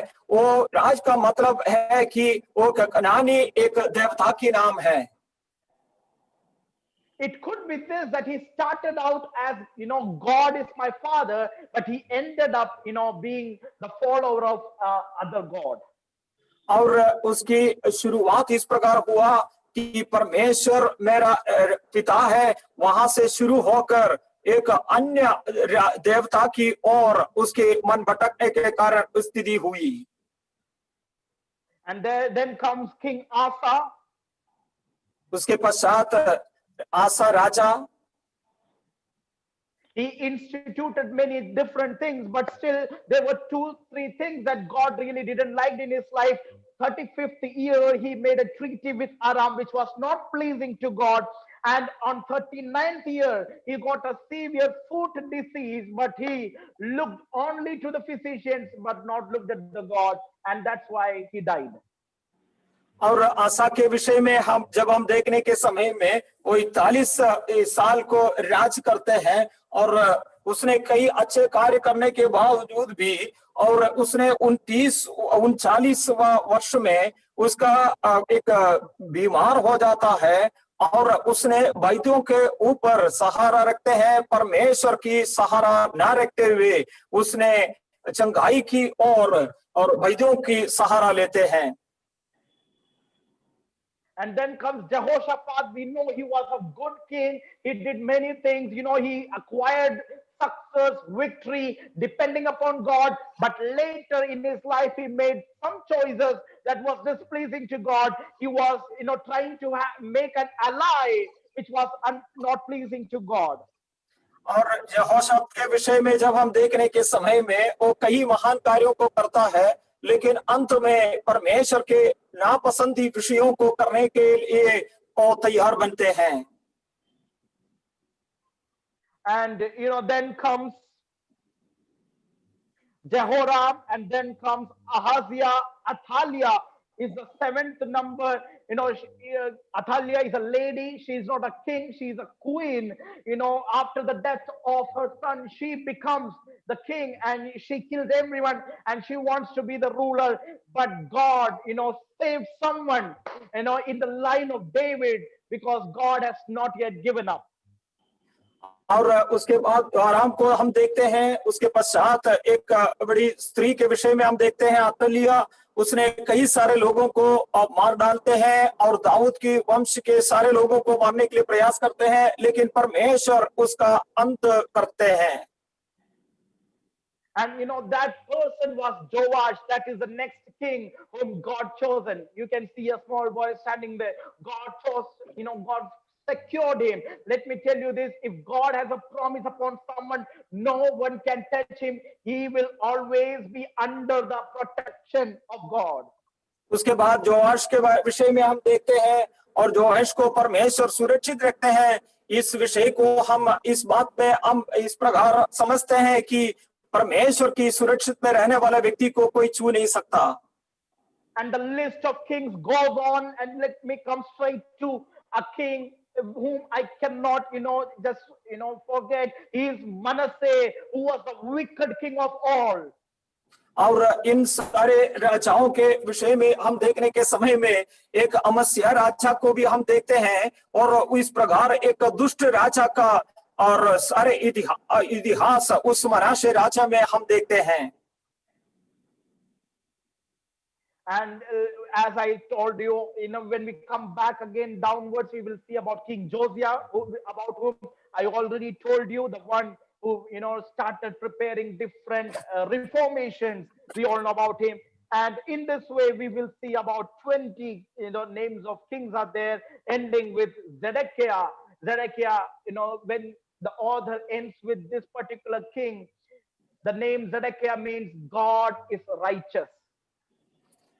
और इस प्रकार हम 20 राजाओं को हम देखते हैं। जोसिया के पश्चात हमने एक महान राजा जदकिया को और जोहाकीम को, और अंत में जदकिया राजा को हम देखते हैं। और इस 20 राजाओं के विषय में हम लोग इस राजाओं के किताब में हम पढ़ते हैं। Zedekiah means God is righteous. और जदकिया का मतलब है परमेश्वर धर्मी। Even when situations are going against, even when Babylons are about to come and invade, even when people are taken as captives, God is righteous. और जब सारे परिस्थिति विरुद्ध हो जाएं और बाबिलोन की राजा लोग आकर बंधुआई में लेके जाएं, लेकिन ये सारे विषयों में भी परमेश्वर धर्मी है कर एक सही चित्र इसके द्वारा हमें मिलते हैं। We're about to finish in 1 minute. Let me conclude. और मैं निष्कर्ष निकालने के लिए केवल 1 मिनट लूंगा। Number first that we can learn from the book of 2 Kings is this: God cares about our needs.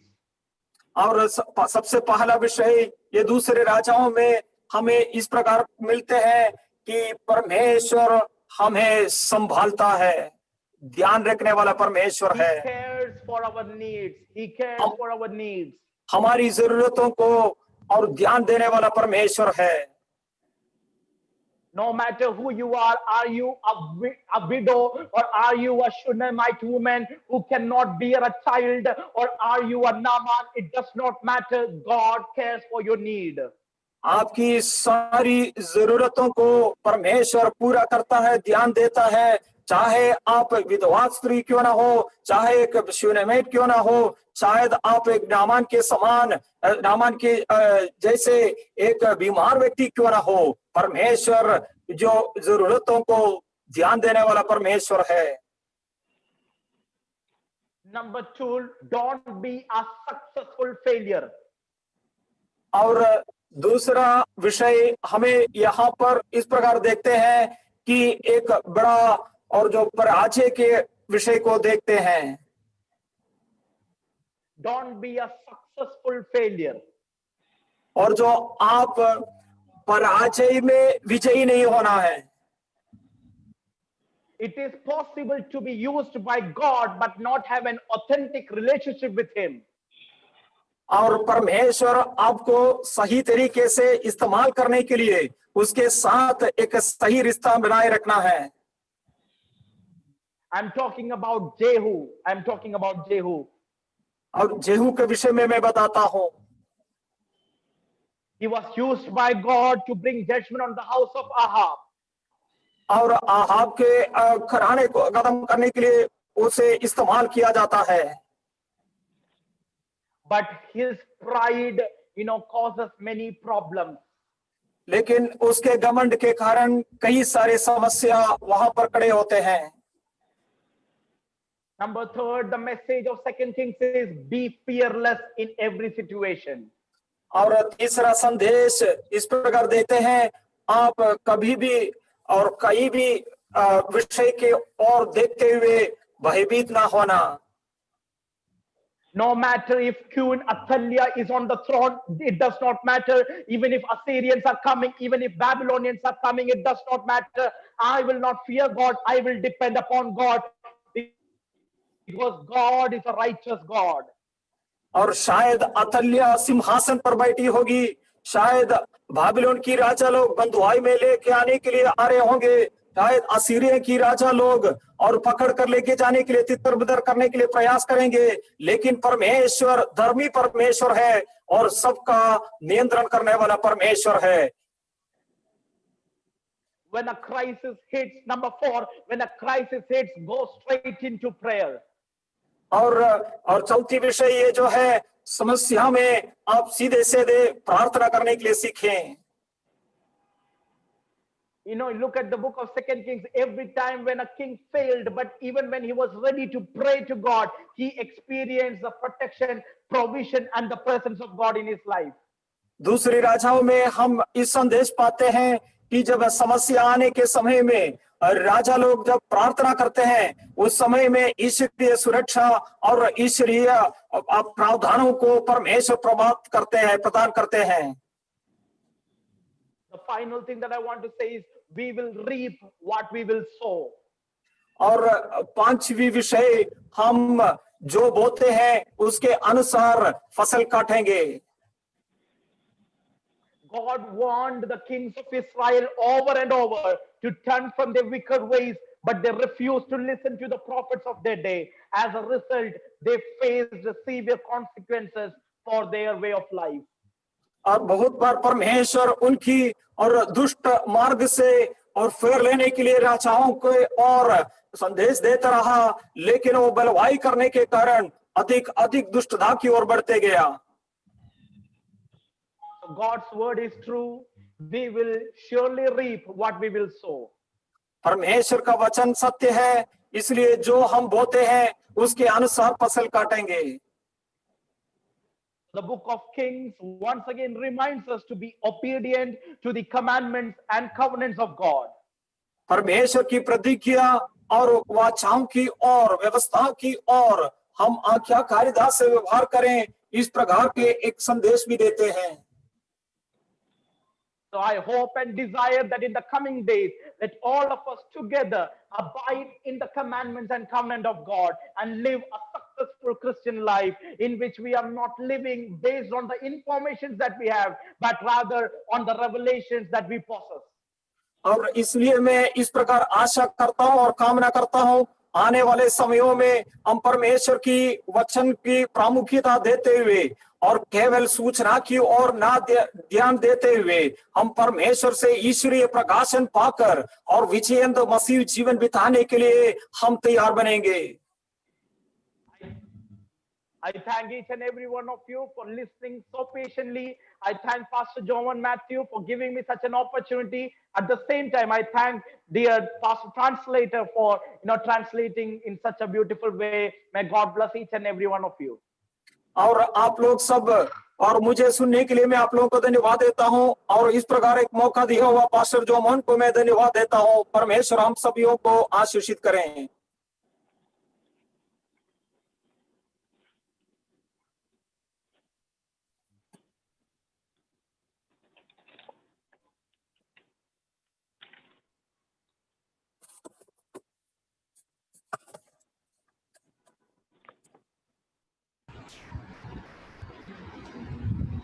Please unmute. Thank you. Thank you, Pastor, for the blessed teaching. We are really blessed.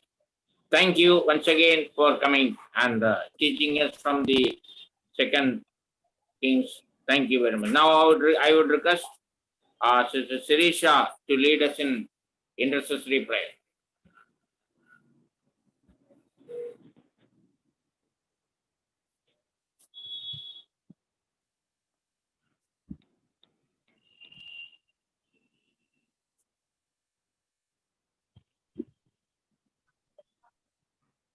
Sister Sirisha, please lead us in intercessory prayer. Pastor, am I audible? Hello? Hello? Yeah. Yeah, praise the Lord, everyone. Greetings to you all in the matchless name of our Lord Jesus Christ. Let's spend some time in intercessory prayer. For the first slide, we have to pray for the government should take right decisions on lifting of lockdown and pray for the authorities to have God's wisdom and strength to make right decisions. Pray for all the modes of transports, both public and private, that is buses, trains, and all. Pray for the COVID-19 is spreading rapidly around the world. So pray for the citizens to take right measures and pray for there should be no political chores, oppositions, and confusions. For this, I request Sister Nisi Daniel to lead us in prayer. Amen. Hallelujah. Hallelujah. Loving Heavenly Father God, we come into your presence, Lord. Thank you for this wonderful time, Lord. Hallelujah. Lord, thank you for speaking us through your word, oh Lord. Hallelujah. Lord, now we pray for various matters, Lord. Hallelujah. Especially we pray for the lockdown situation that is going on in different parts of the world, oh Lord. Hallelujah. Especially we commit India into your hands, oh Lord. Hallelujah. We pray for the government, Lord. Hallelujah, to help the government to take the right decisions, Lord. Hallelujah. Hallelujah. In many places, the situation is worsening day by day. Lord, we pray, Lord, hallelujah. Lord, let the correct decisions, let correct steps be taken, Lord, hallelujah. Let nothing be done by mere human understanding, but everything be done by the guidance of God, oh Lord, hallelujah. Hallelujah. We also pray that the lockdown should soon come to an end, Lord, hallelujah. Many people are suffering because of this lockdown. Many are becoming unemployed, oh Lord, hallelujah. Lord, we pray, Lord, let everything come back to normalcy soon, oh Lord, hallelujah. Lord, we pray, Lord, let divine wisdom, Lord, rule the people. Let divine wisdom rule the leaders of the nation, oh Lord, hallelujah. Especially we pray for all the transportation facilities, Lord, hallelujah, the trains, buses, etc. Lord, everything should function in a very efficient and proper way, oh Lord, hallelujah. Lord, we pray for the citizens, Lord, hallelujah, that they should take everything, do everything in a very effective manner, Lord, hallelujah. They should take proper precautions, Lord, hallelujah.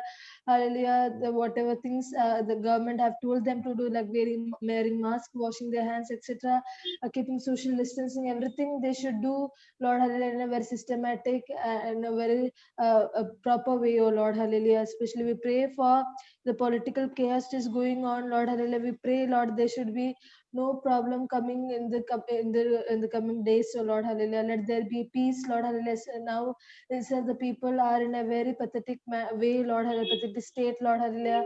Lord, we don't want any political situation, any political crisis coming again on top of this epidemic, oh Lord, hallelujah.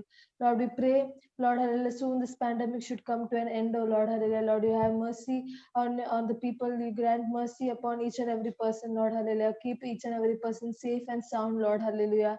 Lord, we commit everything into a matchless mighty hand, oh Lord, in Jesus' mighty and precious name I ask. Amen. Amen. Amen. Thank you, Sister Nisi. Now we'll pray for some urgent matters. Pray for all the COVID patients and the number of cases should come down. And pray for the authorities to have right wisdom to deal with the situations.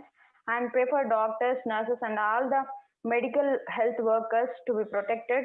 And pray for the healing of COVID and non-COVID patients. Pray for the emotional, mental, financial conditions of families affected. Pray for God's peace and comfort established in their hearts. For this, I request Sister Geeta Mohite to lead us in prayer. Hallelujah. धन्यवाद देते पिता परमेश्वर प्रभु यीशु मसीह ये सुंदर से समय के लिए जो आपने हमें दिया है। मैं प्रार्थना करती हूँ परमेश्वर प्रभु, जैसे अभी इन दिनों में जो भी कोविड का सिचुएशन चल रहा है परमेश्वर, दिन भर दिन परमेश्वर हर एक पेशेंट की जो भी परमेश्वर पेशेंट है वो बढ़ते जा रहे हैं। हम प्रार्थना करते परमेश्वर प्रभु कि आप उन पेशेंट के गिनती को परमेश्वर कम करने के लिए हम प्रार्थना करते प्रभु जी। परमेश्वर पूरे देश के ऊपर आपका चंगाई का आत्मा उंडल दो लॉर्ड। मैं प्रार्थना करते परमेश्वर जो भी हमारे अधिकारी है, जो भी परमेश्वर जिनको जो अधिकार दिए गए परमेश्वर प्रभु, उन्हें बुद्धि ज्ञान दीजिए ताकि ये हर एक प्रॉब्लम को परमेश्वर प्रभु जी वो सही तरीके से परमेश्वर प्रभु हैंडल कर सके। मैं प्रार्थना करती परमेश्वर प्रभु हमारे जो भी फ्रंट लाइन है परमेश्वर, जो भी परमेश्वर है लोग परमेश्वर, उनको आपके हाथों में रखते। मैं प्रार्थना करती हूँ स्पेशली परमेश्वर मेडिकल टीम के लिए परमेश्वर प्रभु, हर एक डॉक्टर्स को, नर्स को और जितने भी परमेश्वर मेडिकल में या पुलिस है परमेश्वर प्रभु, एम्बुलेंस के ड्राइवर से परमेश्वर, सभी को आपके हाथों में रखते परमेश्वर प्रभु। आप उन्हें सभी को सहायता मदद कीजिए लॉर्ड। जैसे परमेश्वर प्रभु डॉक्टरों को परमेश्वर प्रभु जो भी समस्याएं होती है उन सारी समस्याओं को आपके हाथों में रखते परमेश्वर। हर एक समस्या का निवारण करने वाला प्रभु आप है परमेश्वर। मैं प्रार्थना करती हूँ उन्हें लगने वाली हर एक जरूरतों को प्रभु आप पूरी करना परमेश्वर। मैं प्रार्थना करती हूँ परमेश्वर, जो भी इस देश में जितने भी लोग परमेश्वर कोरोना पॉजिटिव है या परमेश्वर जो भी नहीं है परमेश्वर, उन सभी के चंगाई के लिए और सुरक्षा के लिए हम प्रार्थना करते हैं। मैं प्रार्थना करती हूँ परमेश्वर, जैसे परमेश्वर कोविड के वजह से बहुत जन का परमेश्वर जॉब छूटा है लॉर्ड जीसस, परमेश्वर वो इमोशनली, मेंटली और परमेश्वर प्रभु फिजिकली बहुत सारे कंडीशन से वो गुजर रहे लॉर्ड। हम प्रार्थना करते हैं उनके फैमिली के सुरक्षा के लिए, चंगाई के लिए परमेश्वर। और प्रभु जी उन्हें कोई भी गलत परमेश्वर निर्णय लेने से प्रभु आप रोकने के लिए हम प्रार्थना करते हैं परमेश्वर। मैं प्रार्थना करती हूँ परमेश्वर, आपका शांति, आपकी खुशी, आपकी आनंद हर एक के जीवन में आने के लिए और परमेश्वर प्रभु उनके जीवन में आप कार्य करना लॉर्ड जीसस। आप उनके जीवन में परमेश्वर प्रभु जी चंगाई का आत्मा उंडेलने के लिए मैं प्रार्थना करती हूँ और विश्वास करते परमेश्वर आने वाले दिनों में परमेश्वर हमारे देश से, पूरा देश परमेश्वर प्रभु जी लॉर्ड ये कोरोना से मुक्ति पाएगा लॉर्ड। हर एक को परमेश्वर आपके हाथों में रखती हूँ, हर एक के ऊपर आपकी कृपा दृष्टि बनाए रखना, अपना प्यार परमेश्वर और सभी के जीवन में चंगाई के लिए हम प्रार्थना करते हैं। विश्वास करते हैं आपने हमारी प्रार्थनाओं को सुना है और उत्तर दिया है परमेश्वर। आगे का बल, आगे का समय आपके हाथों में रखते हुए छोटी सी प्रार्थना मांगते हैं प्रभु यीशु मसीह आपके पवित्र नाम से, आमीन। Amen. Thank you, sister, Amen. for praying. Over to chairperson. Amen. Amen. Now, before closing the prayer, if any announcement is there, please do admin. If there is an announcement is there, we are closing with the prayer and benediction.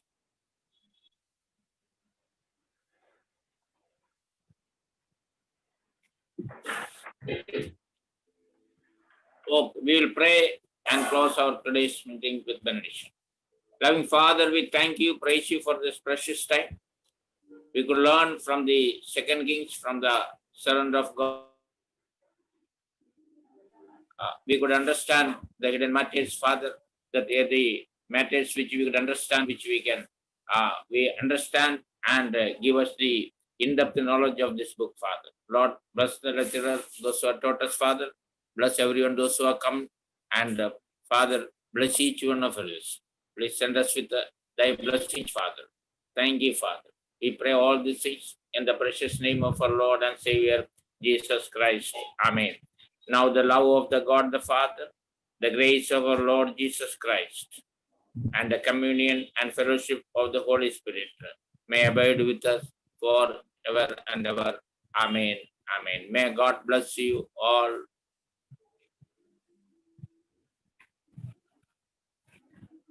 Tomorrow also there will be with the same ID and with the same time. The meeting will be, Bible class will be there. Please come all and this is our request. May God bless you all.